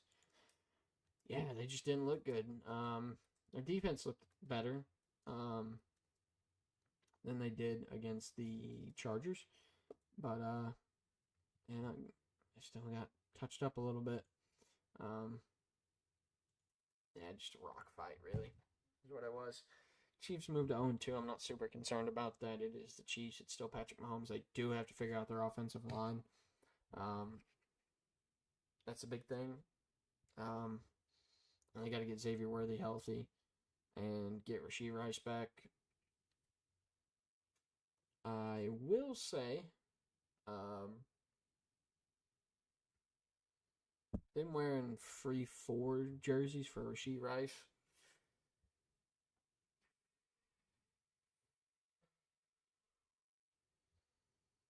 Boys, what the fuck? What are you fucking talking about? Y'all know what he did. Like, I get it. You guys want him back on the team. He's a hell of a player. Helps you a lot. But, come on. Come on. Can't say free 4 over that. If he was Josh Gordon smoking weed, yeah, free him. Free him. Okay, gotcha. We've been through that with Josh Gordon. Yeah, free him. Smoked a little pot, oh well. But what Rasheed did, come on, man. It's not. Yeah, that was just dumb. I don't think that was a smart idea, but hey, that's whatever. I mean, I'm not a Chiefs hater. I don't have Chiefs fatigue. I don't have any of that really. Not praying on their downfall, but that was just pretty fucking stupid in my opinion. Guy does something like that, especially after what we've seen with some of these other guys and what's going on around. Oh yeah. Just don't put free 4. Just wear Rasheed Rice shirts just with his face and shit on it. Don't have to put the free on there. I'll just be like, hey, the guy's been going through a lot. We want to show our support for him. We can't wait to have him back for the team. We're not going to abandon him. Cool, get it. That's teammates. That's leadership. Gotcha. Keep all the other shit, in-house. Fucking free 4, dude. Come on.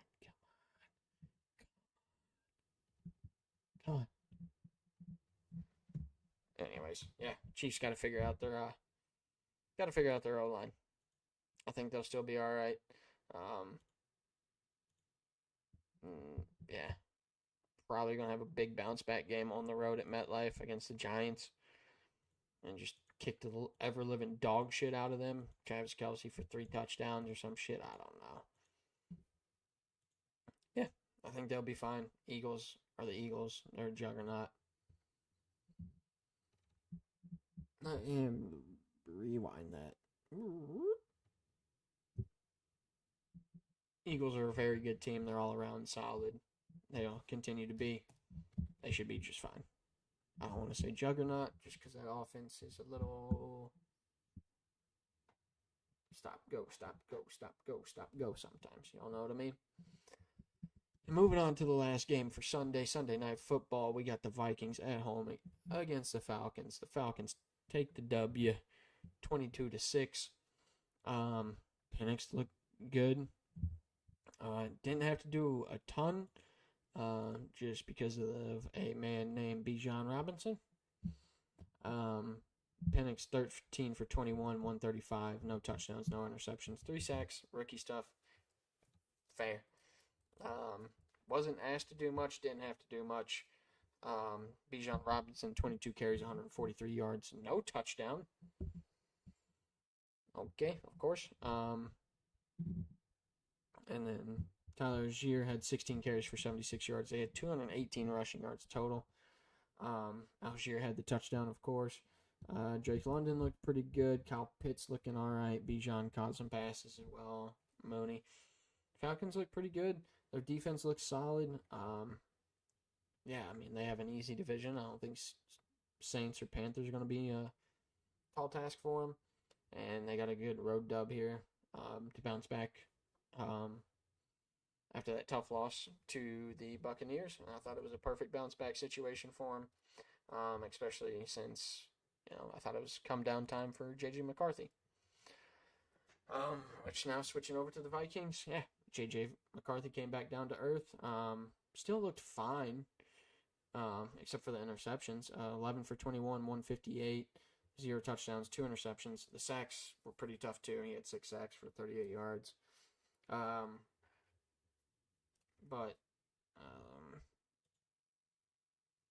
Yeah.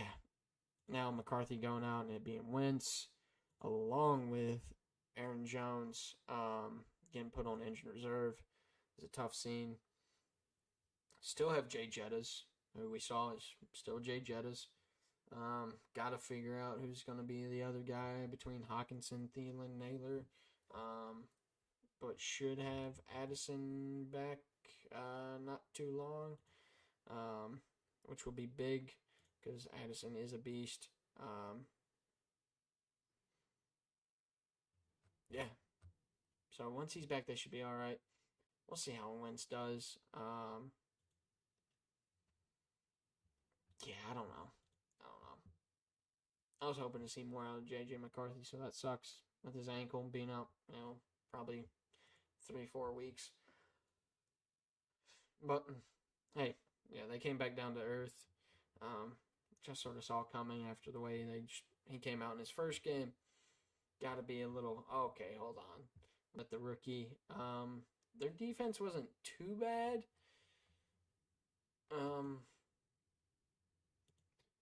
They're in a tough division. So we'll see how this injury stuff shakes out, how Carson Wentz shakes out, and go from there. Hopefully get JJ back, let him get some reps, have a good time. Let him grow, let him develop. All right. Now moving on to the Monday night games. Another excellent shootout showdown. Baker Mayfield. Houston Texans at home against Tampa Bay Buccaneers. Buccaneers win 2019. Game started off a little hot, died down in the second and third quarter, went pretty cold.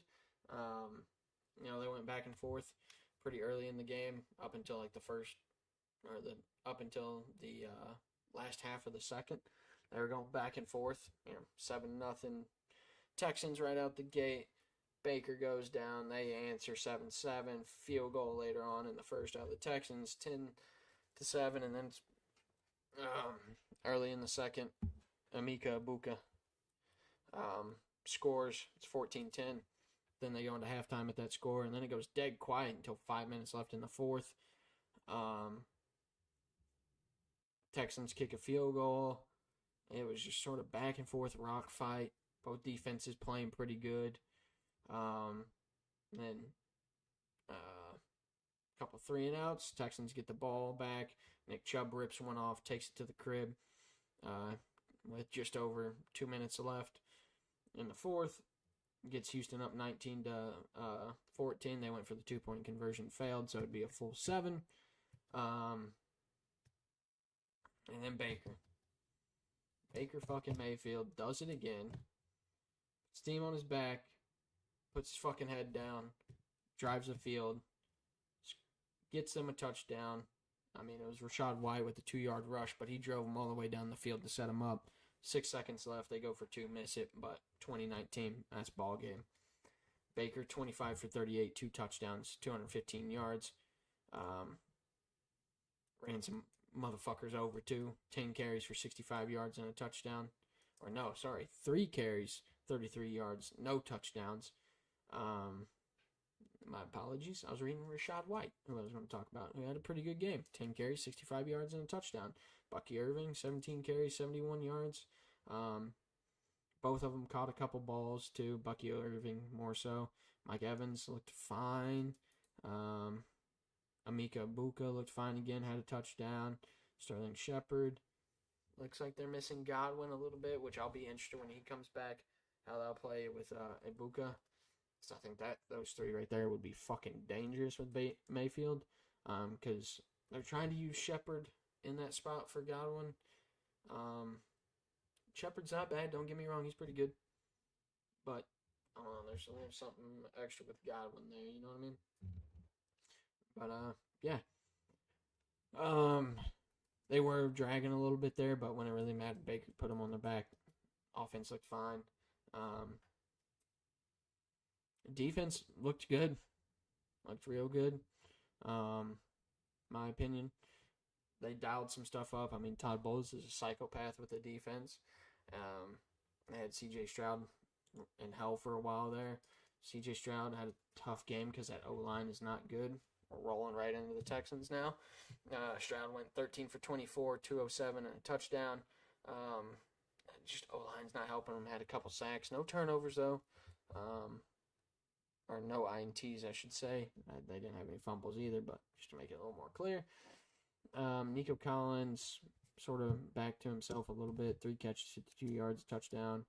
Nick Chubb, a couple catches. Nick Chubb looking a lot better. And the rookie they have, Marks. Woody Marks. Yeah, Nick Chubb and Woody Marks. Yeah, those are some fucking names, baby. Yeah, I mean, their just offense was just struggling most of the game because Stroud couldn't stay protected. They couldn't get the run game going a ton.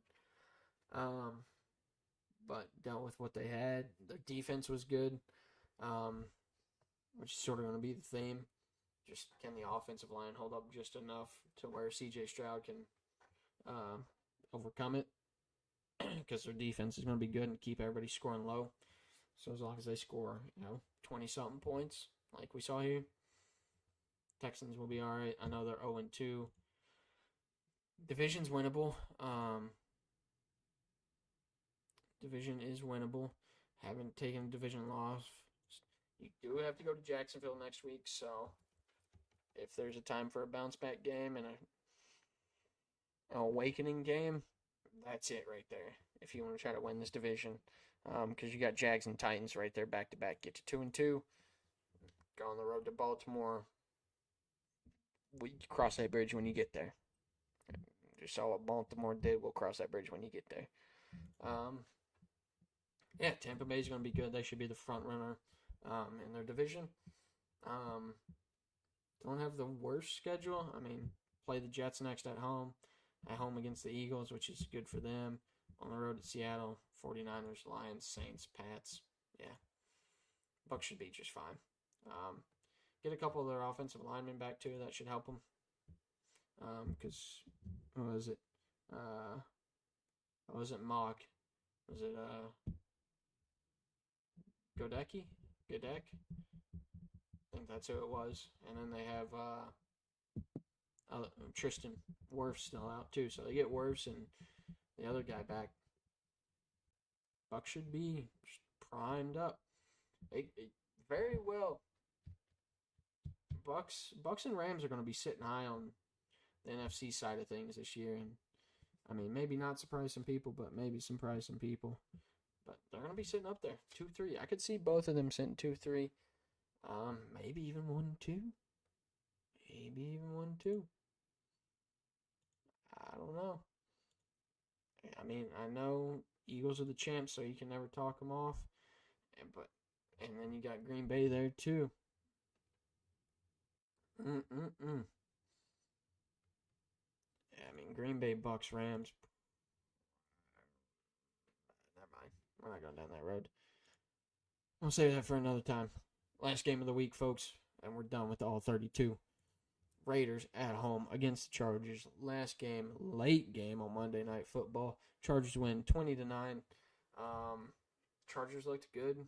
It was a little bit of a rock fight there, but divisional game on the road, just fine. I mean, they're up 17-6 with a late touchdown, a bomb to QJ, Quentin Johnson, from Herbert, 60-yarder. Scored just under the 2-minute mark before half. Got it to 17-6. Kick a field goal midway through the third, get it to 20-6, and then, yeah. Raiders kicked a sad field goal early in the fourth. But Herbert looked good. Rushing was all right, I guess. Hampton had that fumble that could have been costly, but never actually turned out to be costly.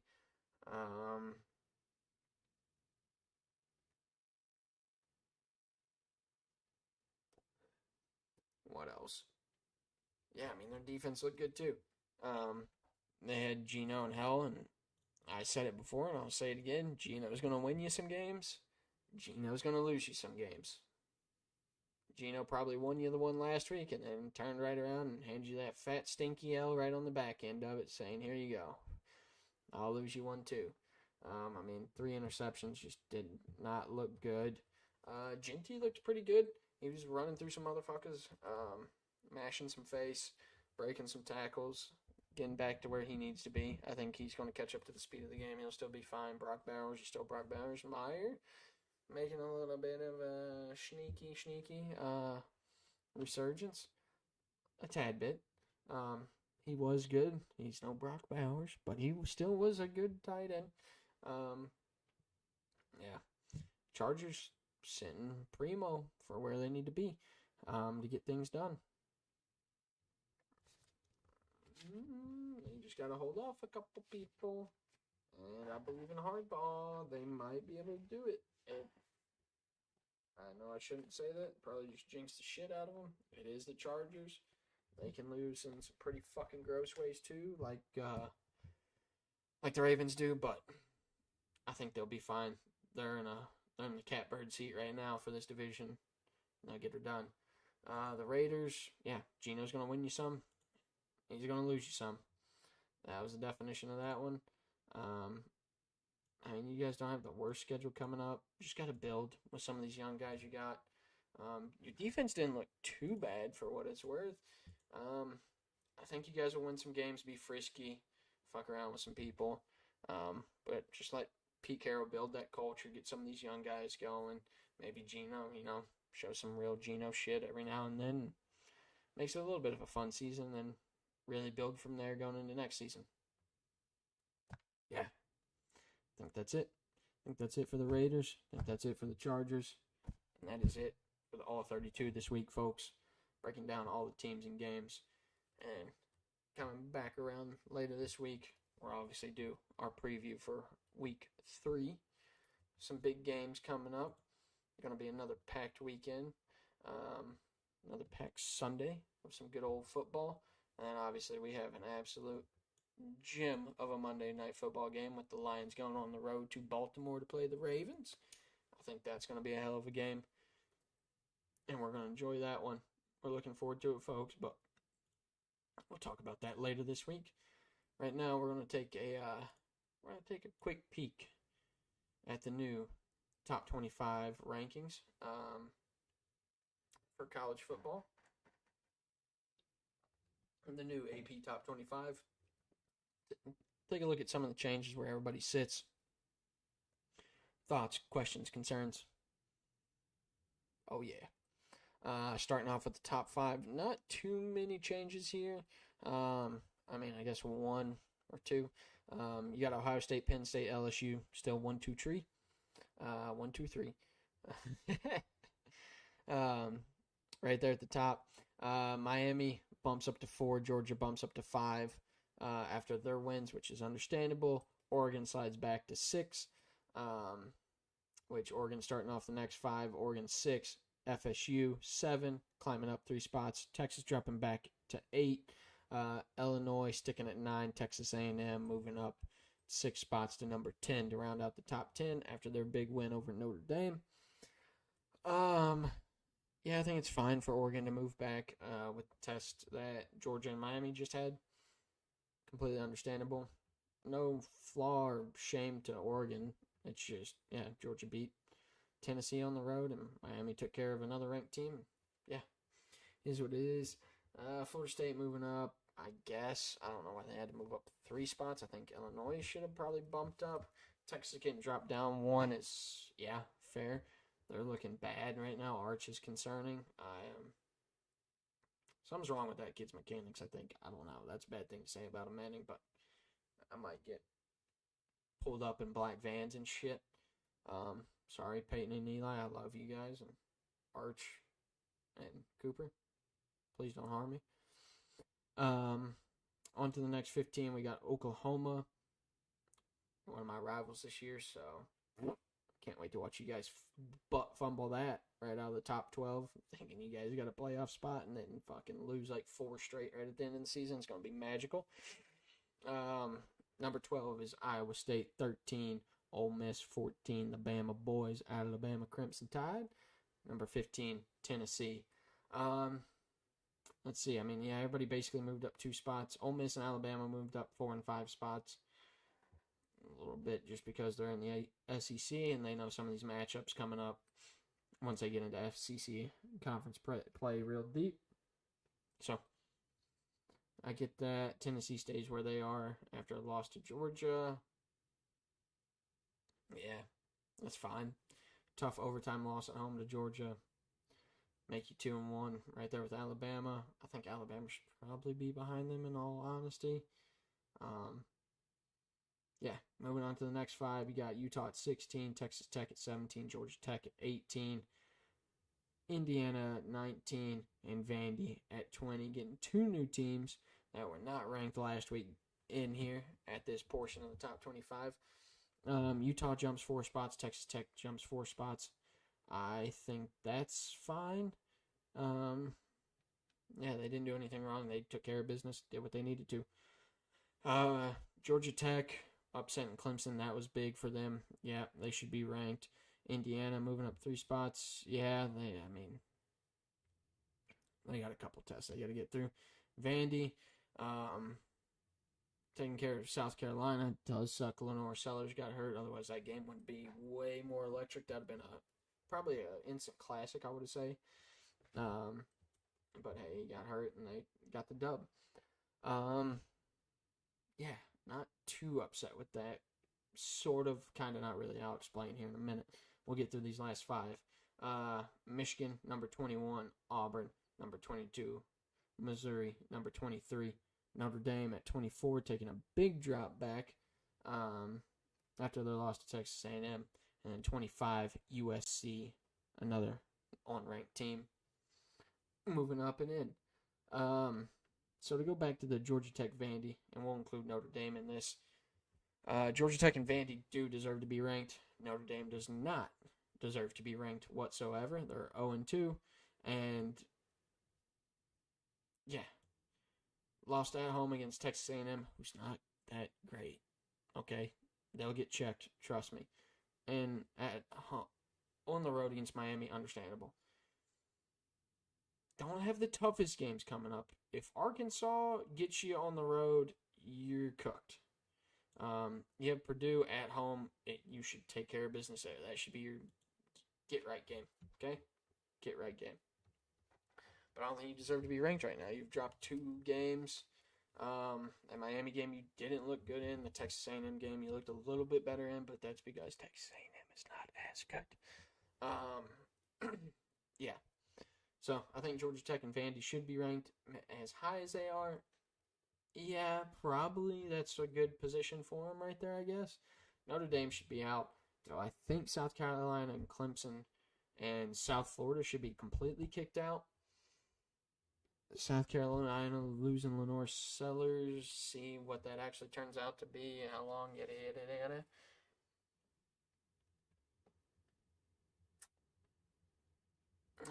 No, I don't think all 3 of them should have been kicked out, to be honest with you. But then who goes where? Well,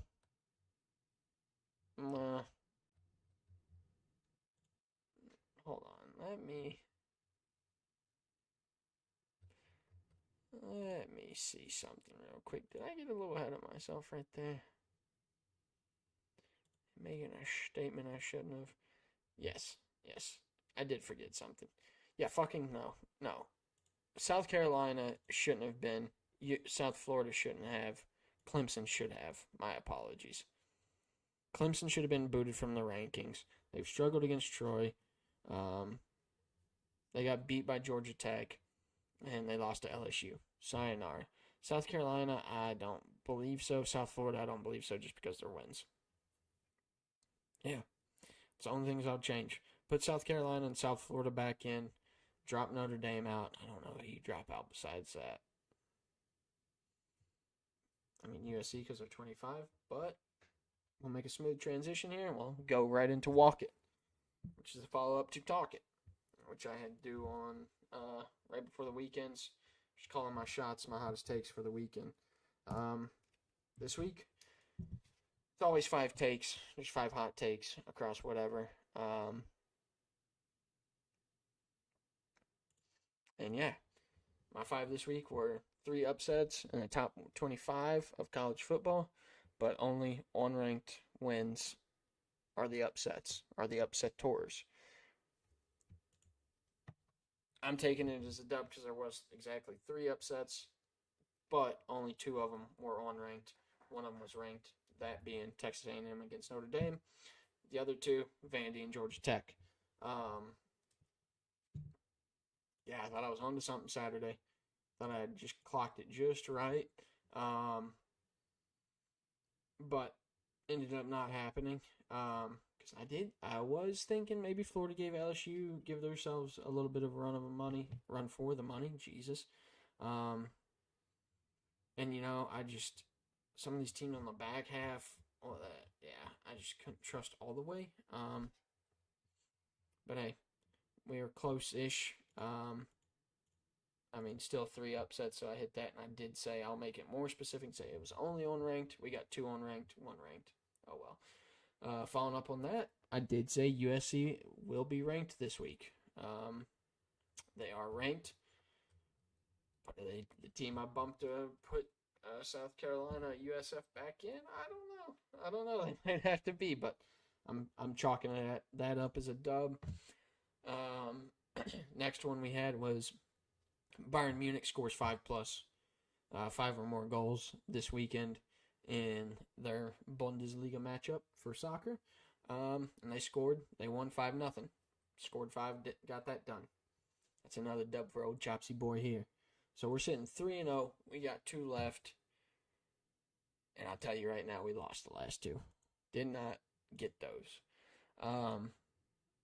Next one up was, I said only 6 undefeated teams would be left in the NFL after this week. Actually 10. So with that, not even close, like a little, no, got fucked. Not really even fucked. It just, how everything played out. I knew that one was a little bit of a reach, but hey, we went for it. There's 10 of them left still, so maybe we revisit that and see who gets upset this week. I don't know. We'll see. And last but not least, I said Jags and Bengals would be the highest score of the week. I was feeling very confident in that game. Lo and behold, Joe Burrow gets hurt, but they still tied for 4th. Way more higher scoring games than I thought there'd be in the NFL this week. So, lost that one. At least it still was one of the highest scoring ones. The over did hit. Otherwise, I'd look like a real meatball, real Momo. But we're good. We're good. No problem. No problem. And, so we go 3-2 on Talk It, Walk It this week. We'll be back to do the next 5 takes for this weekend, Thursday or Friday. Probably going to do it Thursday after Thursday night football, so that gives me Friday, Saturday, Sunday. Gives me plenty of selection to get the takes off. Y'all know what I mean? And, Now, we're going to be moving on to another edition of Lost and Found. For y'all that don't know, might just be new here, figuring it out. Lost and Found are just some of the plays that made me fall in love with the game. Some players that I loved watching growing up that not everybody may remember or has watched their highlights in recent times or ever knew who they were. So I just like to bring it back up. That way, just reminisce on some good times watching sports, some of the good memories I had growing up and all throughout the years, and maybe trigger some memories for you guys as well. Now with this guy specifically, I'll say I don't think he's lost at all. Probably still well known, especially for the sport he's in, football. But probably one of my favorite players. Well, I will say he's my favorite player of all time in this sport. First one to make me fall in love with the game, his flair, his style, just the way he did things in the sport, unmatched. And he made me fall in love with the game. I love the way he played. Still love him to this day.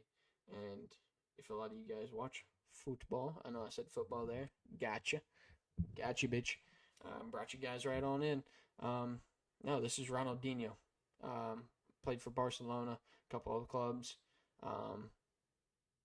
My days best remember him in his prime at Barcelona. And yeah, one of the most unbelievable players in his time. If you watch soccer, you know soccer. You definitely remember this man. If you don't, may have heard his name in the streets. But yeah, I want to show you guys some of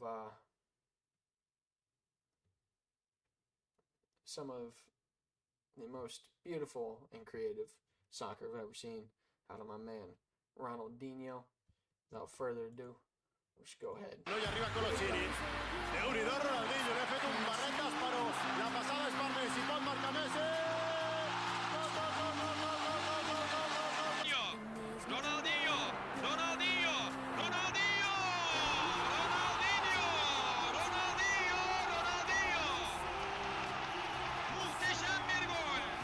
Oh, here's Ronaldinho. Oh, works his way through. Continues to go. Clips it in there. Ну, Камп гонит Барселону вперед. Рональдиньо. Булакруза обошел. Входит в штрафной. Расстрел. Дудьонцу! 2-1. Ну вот он и сыграл. Ronaldinho va a encarar en Bue. Hace la bicicleta. Se le va perfecto. Le están agarrando. Atención, la pelota suelta. No llega el remate definitivo. Giulino hi pot arribar, sí que ho fa Ronaldinho, a veure què fa Ronaldinho a la frontal, Ronaldinho se'n va de Manuel Pablo, Ronaldinho, gol,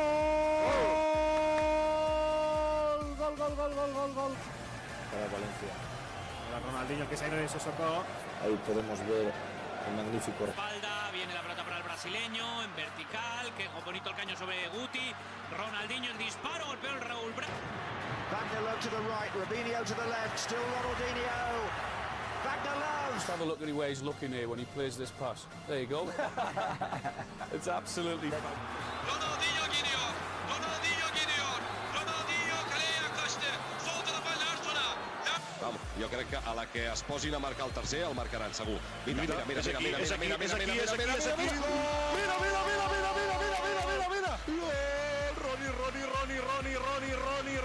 Ronaldinho.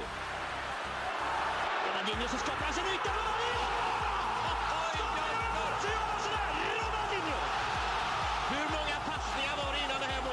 Pelota Ronaldinho. El Barça quiere claramente desquitarse de los dos malos resultados que ha cosechado. Clarísimamente Josemi ha evitado el remate de Saviola en boca de gol. Otra vez Ronaldinho Saviola dentro del área. Saviola no tiene hueco para el... Futbolistas del Barça siempre para intentar descongestionar todo el juego de ataque. Insiste Ronaldinho. A ver cómo sale. Javi González. Samuel buscando a Ronaldinho, que bien se ha ido Ronaldinho por la banda. Atención a Ronaldinho que ataca y está suelto. Ronaldinho con la de Vaca, se la cambia de pie, se va dentro de Ronaldinho.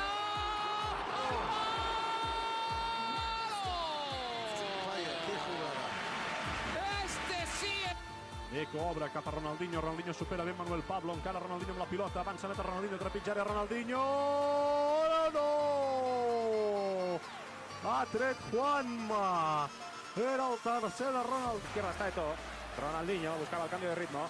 Tiene que intentar el recorte. La pelota juega Ronaldinho, intenta ahora el contraataque el Barça, insiste Ronaldinho. Salvó la entrada Ronaldinho, ha salido de ahí fatal. Van Belak going to get to it, and this opens it up for Ronaldinho on the other end. One-on-one situation, he chips. The hat trick is complete. Ronaldinho on the 57th minute makes it 4-0.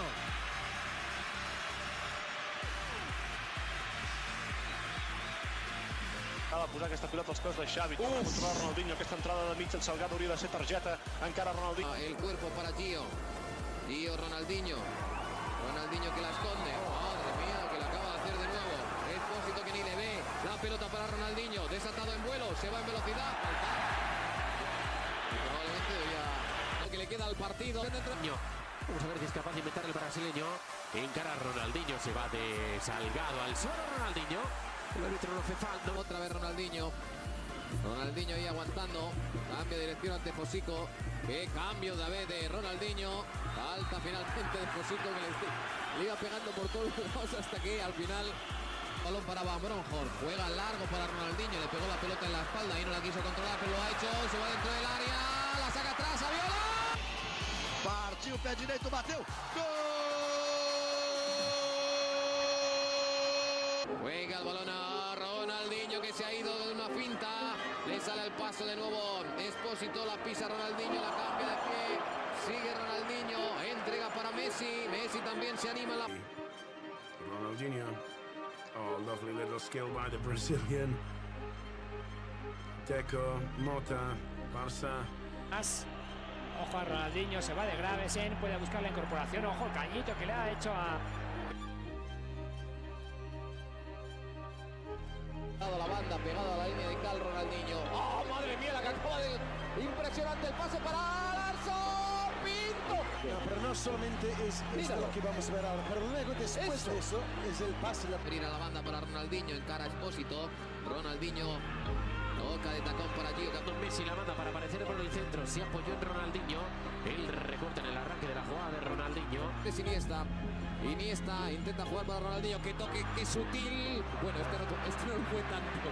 Una jugada. Qui va dégager pied gauche, il va trouver une solution avec Ronaldinho en technique. Puyol, Ronaldinho. Ahí va a ayudar Joaquín en la presión sobre Ronaldinho. Espectacular Ronaldinho sacando el balón para Eto'o. Atención por el costado. La pelota queda corta a Ronaldinho.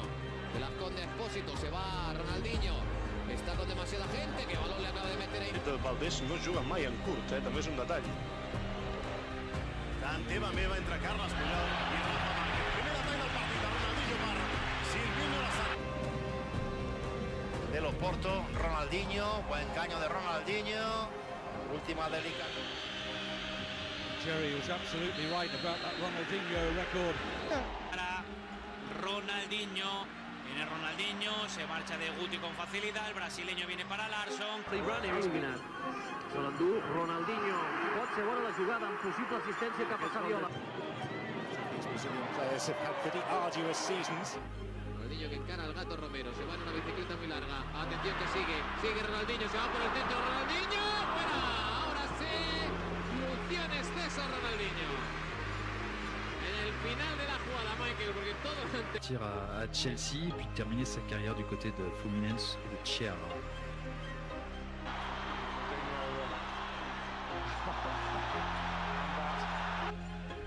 I seguim en aquesta segona part amb la mateixa dinàmica. Les dues ocasions del Barça venen de faltes.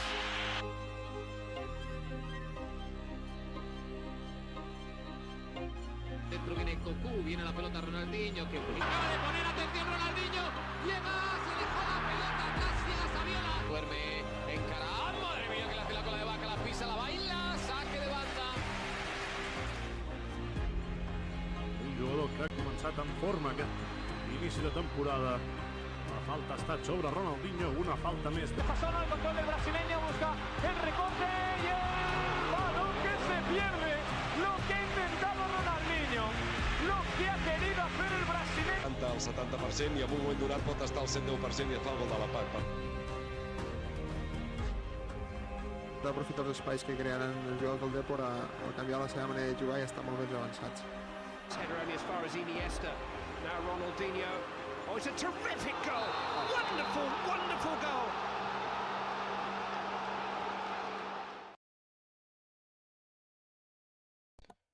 And there you have it, folks. One of the best to ever do it. Just absolute poetry. Poetry with his feet. Just, unbelievable. If y'all never saw him before, ever heard of him before, just one of my goats of all time. If y'all noticed, wasn't even just a goal montage.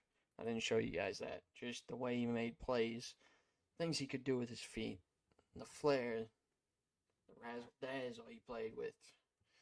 Just before his time.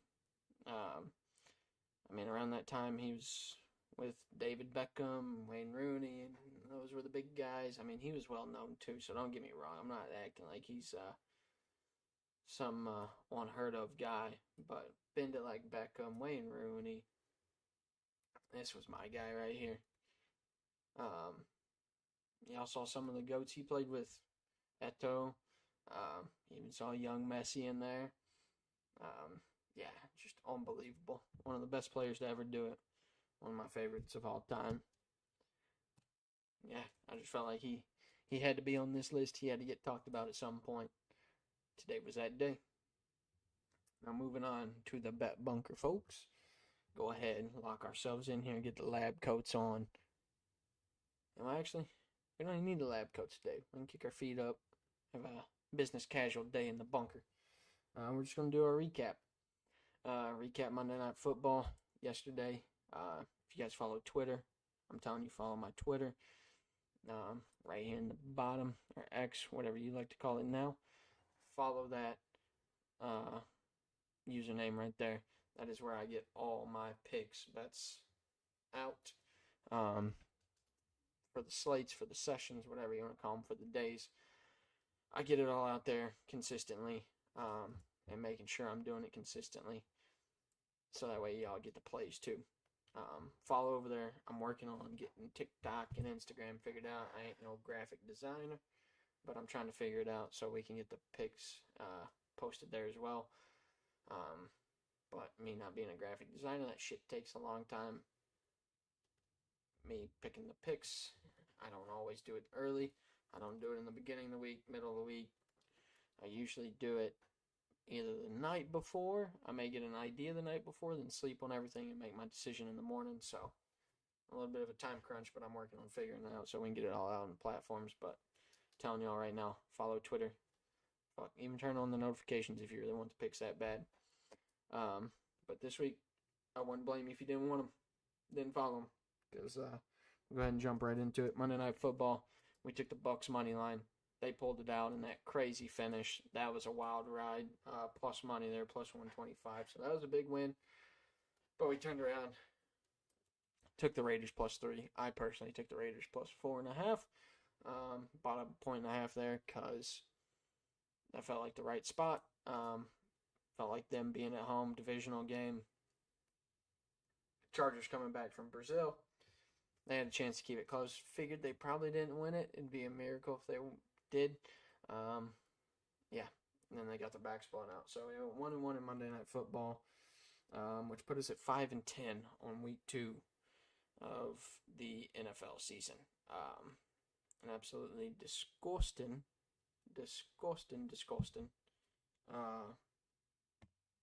performance this week out of the NFL.